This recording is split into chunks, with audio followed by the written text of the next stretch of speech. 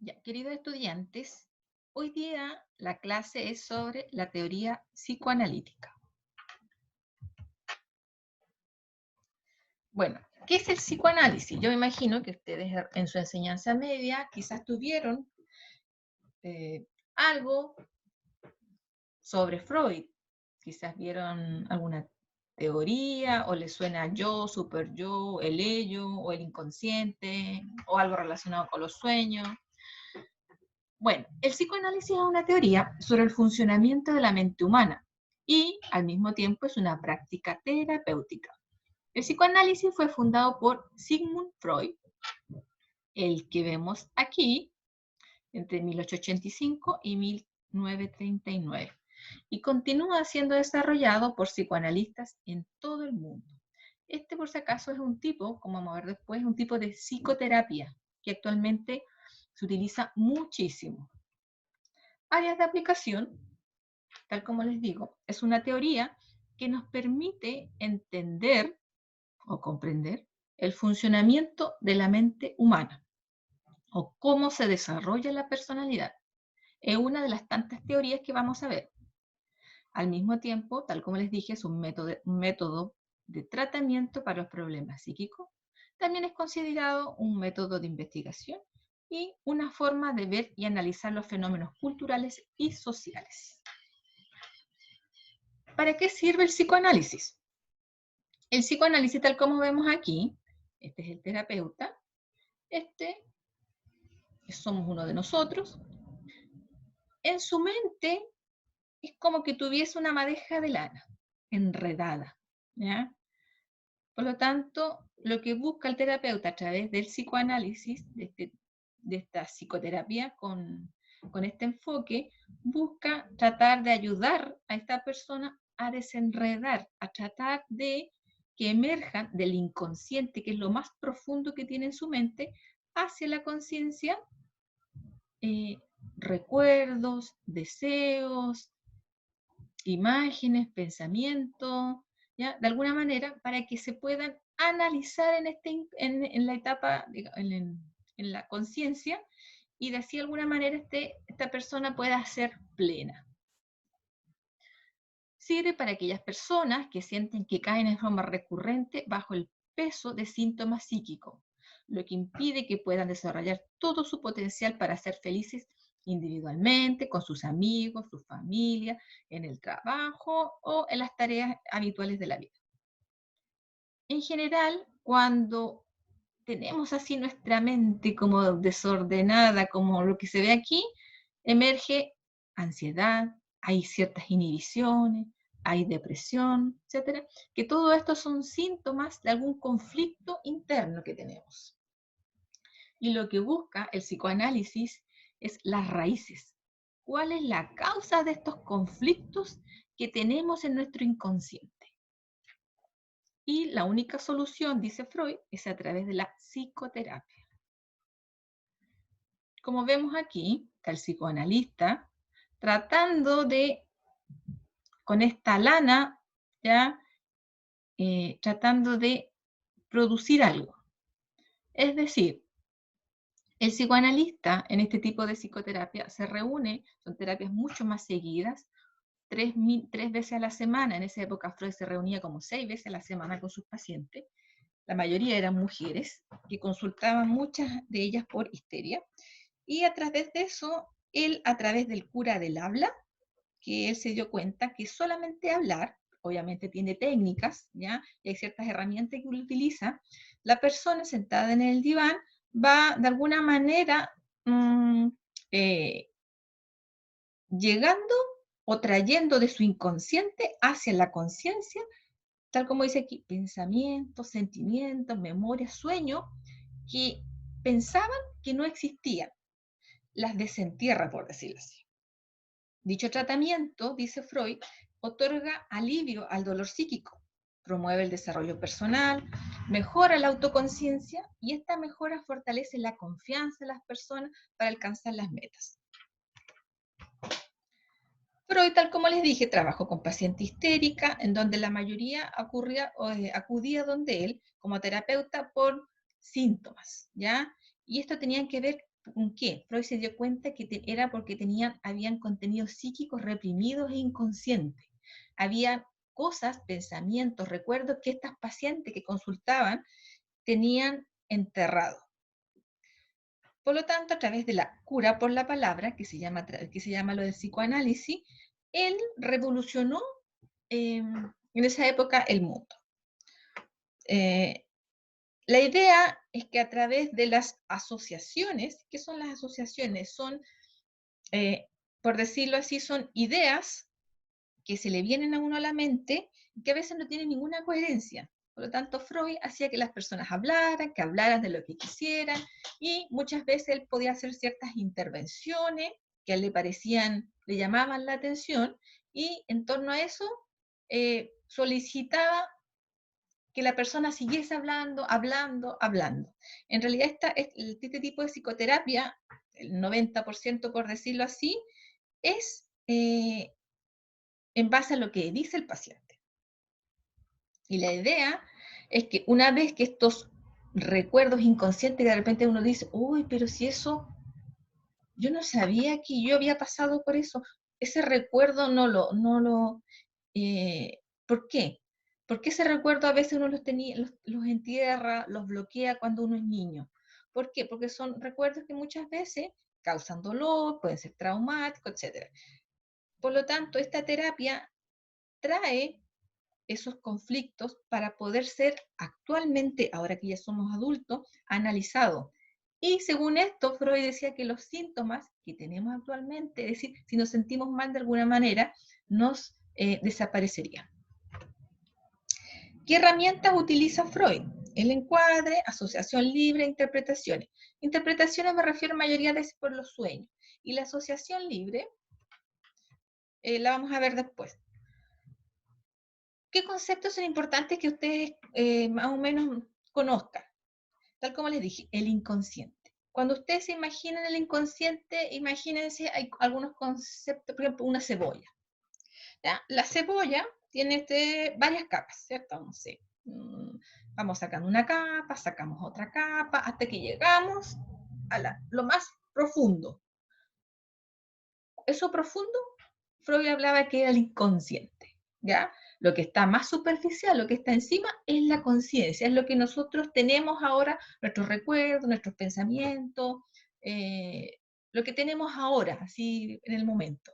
Pero si nosotros empezamos a sacarle cada una de estas capas a la cebolla, vamos a ir descubriendo cosas que, tal como les digo, las dejamos ahí, las reprimimos, como dice Freud, por algo. Él dice que la mayor parte de nuestra vida mental es inconsciente. Y esa parte, no es que uno, por ejemplo, me esfuerce yo para recordar, a lo mejor de repente tengo recuerdos de niñez o recuerdos que a lo mejor me hicieron daño y los tengo enterrados. Y quiero que ahora estoy lista, ya me siento preparada para afrontarlo. No es así como tan fácil, ¿ya? Freud dice que solo es asequible por la vía del psicoanálisis.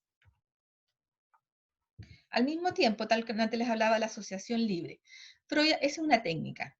Freud hablaba de que hay cosas que están en el inconsciente enterradas, pero a veces se puede decir que nos dan pistas de ciertos recuerdos o afloran partes de ella, de nuestro inconsciente. Y estas pueden ser los lapsus. Muchas veces son palabras, de repente uno quería decir algo, estaba pensando en decir eso, pero dice otra cosa. Y uno dice, ¿por qué lo dije? ¿Qué importancia tiene? Y ahí se queda dando vuelta. Freud dice que eso es producto de nuestro inconsciente que está tratando de emerger, tratando de desenterrarse, de aflorar de alguna manera. Olvidos. También uno dice, ¿por qué se me olvidó, no sé, el nombre? ¿Por qué se me olvidó lo que tenía que hacer? ¿Por qué se me olvidó esa parte de mi historia? ¿Por qué? Ya, entonces uno dice, Freud dice que todo tiene una causa, ¿ya? Los sueños. ¿Por qué muchas veces? Porque muchas veces Freud dice que cuando uno está durmiendo, tiene ciertos recuerdos, imágenes, pensamientos que no están, digamos, ¿cómo puedo decirlo? que afloran libremente en nuestra mente cuando estamos durmiendo. Por lo tanto, dice que esos muchas veces son parte de nuestro inconsciente, que algún mensaje nos quieren decir. El chiste también, dice, según Freud, hablaba de que el chiste, por más que uno quiera quizás a través del chiste decir algo, uno a través del chiste aflora ciertos mensajes, ¿ya? Que en nuestro inconsciente están. Los síntomas, los mismos. Lo mismo que dije anteriormente, tiene que ver con conflictos que están en nuestra psiqui, ya enterrados de hace mucho tiempo, quizás de la niñez que los tenemos ahí, y no lo hemos podido resolver, los tenemos muy enterrados. Freud dice que en algún momento esto puede aflorar, puede emerger, pueden desenterrarse, o puede ser que sea tanto la presión que tiene el inconsciente que produce síntomas, tales como puede ser la ansiedad, puede ser la depresión, etc. Lo otro, también habla, otro concepto importante, aparte de la inconsciencia, o del inconsciente, digamos, es la experiencia temprana de la niñez. Él habla que nosotros en la niñez tenemos deseos, hay ciertos temores, que muchas veces estos temores resultan en conflicto porque no pueden ser resueltos. Y estos cuando somos pequeños los reprimimos y se van, por decirlo así, a la capa más profunda de esta cebolla, se vuelven inconscientes. Sin embargo, él dice que las experiencias anteriores, todo lo que nos pasó de repente que fue traumático, que fue como complejo, que no lo pudimos resolver durante la infancia, producen perturbaciones psicológicas ahora, ¿ya? Ahora que somos adultos, nuestra personalidad está moldeada en base a esos recuerdos, en base a esas experiencias y también nuestra manera de ver de la vida, tal como vimos que nuestra personalidad nuestra manera de pensar, nuestra manera de sentir y de actuar, según esta teoría, tiene que ver con experiencias en nuestro pasado, tiene que ver con, y la mayoría es con nuestro inconsciente. También habla de la teoría del desarrollo psicosexual. Esta la vamos a ver más en profundidad mañana, ¿sí? Que tiene que ver también con ciertas etapas que Freud que dice que uno tiene que ir avanzando en la vida. Este es otro concepto que es importante, vamos a ver hoy día, complejo de Edipo. Decía que este es el complejo de Edipo o el complejo de Electra, pero Freud fue el que creó el complejo de Edipo. Este tiene que ver con, dice que es el núcleo de toda neurosis. El niño, según Freud, alrededor de los 5 o 6 años, se da cuenta que siente una atracción, un amor, idolatra a su madre. Hay una conexión especial. Y empieza a mirar a su padre, porque este es un triángulo, ¿ya? Empieza a ver a su padre como un rival, como alguien que obstaculiza este amor con su madre. Por lo tanto, aparecen fuertes sentimientos de celos, de rivalidad, que deberían ser resueltos en la niñez. El niño debería de alguna manera enfrentarlos y darse cuenta de que del amor que siente a su padre y de que esta rivalidad no debería ser, ¿ya? Por lo tanto, la resolución de estos desafíos va a moldear el carácter adulto. Aquí también se aprende, de cierta manera, la autoridad. Ver padre, el padre y yo, digamos, es la figura autoridad. Por lo tanto, ya no tengo que sentir rivalidad ni celo, sino que es una figura de respeto, de autoridad. Entonces la idea es que se tiene que ir moldeando todo este proceso en el niño para poder seguir avanzando en sus etapas. Cuando no ocurre esto, ahí vamos a ver que hay ciertas fijaciones que la vamos a ver mañana y hay ciertos conflictos que surgen después en la adultez. Aquí vemos, el niño idolatra, ama a su madre y ve a su padre como un enemigo. Otro concepto es el yo, el ello y el superyo. El yo lo ve como es la conciencia, es lo que tenemos aquí y ahora. Es aquello que ejerce represión, que consolida e integra nuestros impulsos para, en fin, qué es lo que nos ayuda a actuar. Freud dice que nosotros tenemos un ello también y un super yo. Quizás de manera coloquial, para que sea más entendible, el ello podríamos decir que es como el ángel malo. Es el que de alguna manera nos lleva a lo más oscuro, a todo lo relacionado con el placer, con, con todo lo que tenga que ver con la transgresión de la autoridad, con todo lo que tenga que ver transgresión de lo moral, de cierta manera, ¿ya? Nos lleva a satisfacer nuestros impulsos, ¿ya? En cambio, el super yo, podríamos decir, que Freud decía, bueno, en realidad yo lo digo, que es como el ángel bueno, que él tiene que ver con, nos moldea de cierta manera. Es decir, ¿qué es lo que deberías hacer? ¿Qué es lo que corresponde en esta situación? ¿Qué es lo que dice la sociedad? ¿Qué es lo que dicen las reglas? ¿Qué es lo que dicen tus padres? ¿Qué es lo que diría tu profesor? ¿Ya? Es como esa vocecita que te está diciendo qué es lo que debería hacer.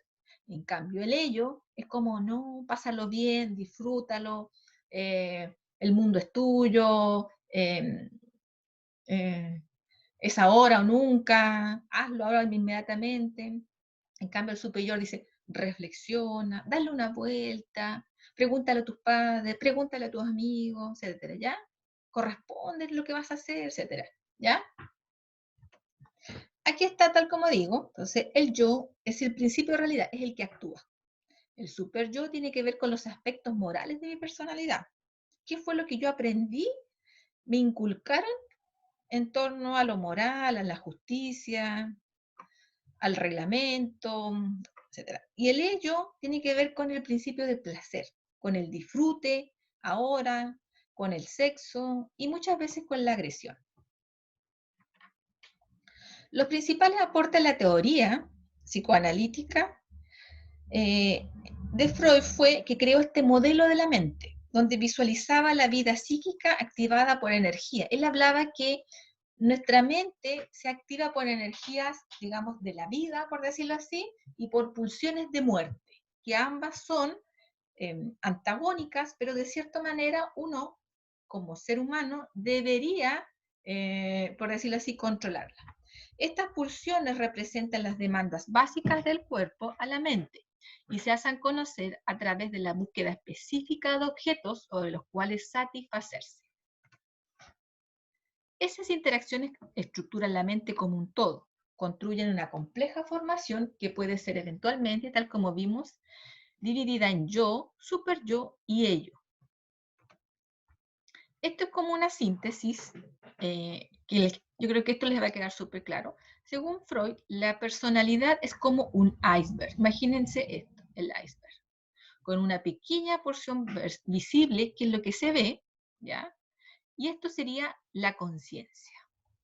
Y lo mayoritariamente, todo lo que está hundido y que es mucho más grande, sería el inconsciente. Y aquí entre medio se podría decir que está el preconsciente. Ya, entonces, para repasar, lo consciente son todos los procesos que el individuo conoce, ¿ya? Son todos los recuerdos que en este momento, si yo me pongo a pensar, es todo lo que sé para atrás, son todos mis pensamientos, son mis sentimientos, son mis recuerdos, mis deseos. Es lo que yo en este momento, si me pongo a pensar, los traigo, los tengo aquí. El preconsciente son los contenidos que no se conocen, pero se pueden conocer con facilidad. Puede ser que yo me tiro en la cama y de repente se me viene un recuerdo. Y yo digo, uy, pero ¿y ese recuerdo de cuándo fue? ¿Cuántos años tenía? ¿Qué pasó? ¿Por qué? Y solamente con esforzarme un poco en ese recuerdo, aflora. ¿Ya? Pero luego está el inconsciente. Según Freud, el inconsciente es lo que no puede conocerse sin un esfuerzo definido, o ni un así. Aquí dice que en el inconsciente se almacenan recuerdos, como las primeras experiencias infantiles, tal como le dije. Aquí en el inconsciente están las experiencias más tempranas de nuestra infancia. dolorosas, traumáticas, puede ser, de alguna manera, porque si están en nuestro inconsciente y nosotros las bloqueamos o las dejamos ahí, de cierta manera, algo de dolor nos causaba. Estas muchas veces, como les digo, el inconsciente ejerce presión, ¿ya? Ejerce presión, quiere salir, quiere aflorar de cierta manera. Y ahí, tal como les digo, puede ser que de cierta manera afloren los lapsus, que son como esas palabras, de repente esos lapsus que me equivoco en decir algo, puede ser que emerja un chiste de cierta manera con alguien o con mi familia, etcétera. Puede ser que aparezcan los sueños o aparecen algunos síntomas de algún tipo de trastorno mental, ¿ya? Especialmente relacionado con mi personalidad. Ahora vamos a continuar dentro de esto con un estudiante, Erik Erikson. Él fue estudiante de Freud. Él también estudió el psicoanálisis y estudió la teoría de Freud. Él le agregó algunas cosas, profundizó en torno a la teoría de Freud, desde su perspectiva. Lo interesante de él fue que le agregó a la teoría de Freud, porque no sé si ustedes escucharon, pero yo nunca hablé de los aspectos sociales, de lo cultural que Freud tomó en cuenta, no, ¿ya? Freud más que nada se basaba en la persona, hablaba que en general nosotros estamos como determinados, ¿ya? No existe eso como de, por ejemplo, podemos ver en el humanismo y en las otras, de que uno es autónomo. Uno en general en la vida se propone su destino y hace lo que uno en general quiere. Freud hablaba muchas veces que uno está determinado por su inconsciente, por los conflictos internos, por cosas que uno ya trae. Erik Erikson, de cierta manera, también lo decía, pero por lo menos le fue agregando un poco de las variables culturales, un poco de estas variables sociales, y lo otro bueno también fue que hablaba de que, porque Freud hablaba hasta la adolescencia de nuestro desarrollo. Erikson le agregó hasta la adultez, digamos, adultez mayor. Esta también la vamos a ver mañana. Esta teoría psicosocial de Erikson habla sobre etapas, que uno va pasando a lo largo de la vida por 8 etapas, que tiene que ver con las edades. En la infancia, después cuando uno ya tiene alrededor de 3 años, después la etapa preescolar, cuando uno es niño, en la adolescencia, adulto joven, el adulto maduro y el adulto mayor. Y en cada una de estas etapas que uno va pasando de su ciclo vital, va pasando, tiene que superar ciertos obstáculos, ¿ya? Con su proceso de crecimiento. En algunos tiene, por ejemplo, cuando uno es adolescente, por ejemplo, en la etapa de ustedes. Lo fundamental ahí para que uno avance a la etapa siguiente, para que uno pueda crecer, por decirlo así, tiene que ver con conformar su identidad, ¿ya? Por ejemplo, en mi etapa, adulto maduro, ¿qué tiene que ver esto? Lo mío se relaciona con la productividad, ¿ya? Sentir de cierta manera que yo no me he estancado, ¿ya? Sino que estoy produciendo, que soy útil para la sociedad, soy útil para mí, me siento útil, soy útil para mí, soy productiva en cierta manera, genero, ¿ya? Eso es como uno de los, esta es la teoría de Erikson.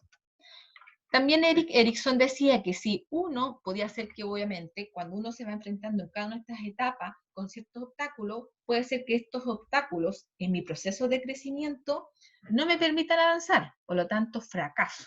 Y me quedo, por decirlo, fijada o sufro las consecuencias, podríamos decir, ¿ya? Es decir, ¿qué pasa si yo en la etapa de la adolescencia no soy capaz de conformar mi identidad? Me va a producir eso a medida que voy creciendo, a los 23, 24, 25 años, inseguridad. No voy a saber lo que quiero. No voy a saber situarme frente a mi trabajo, no voy a saber proyectarme en esta sociedad, ni tampoco voy a, en general, poder situarme en torno a mi sexualidad, ni poder disfrutarla. ¿Sí? Por ejemplo, en mi edad, estábamos hablando acá. ¿Qué pasa si, por ejemplo, yo también siento que me estanqué, ¿ya? Que no soy útil, que no produzco, de cierta manera, me voy a sentir como empobrecimiento temprano, va a haber un cierto egocentrismo en mí, va a haber una improductividad. En cambio, todo lo contrario, si ustedes como adolescentes sienten que van en ese proceso, que están conformando su identidad, ¿ya? O algunos quizá ya la conformaron, ¿ya? Unos van a saber, saben quiénes son, qué quieren en la vida, se sienten más seguros, más independientes, son capaces de aprender y van a tener una sexualidad que van a poder disfrutar. En mi caso, ¿qué pasa si yo me siento que produzco? Lo mismo, me voy a sentir productiva, me voy a sentir creativa, voy a poder proyectarme, seguir proyectando hacia el futuro y colaborar con nuevas generaciones, sentir que al enseñarle a ustedes, yo estoy generando nuevos conocimientos, ¿ya? Y me voy a sentir que de cierta manera soy validada, que soy reconocida.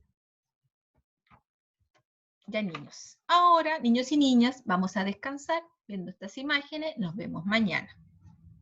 Cuídense.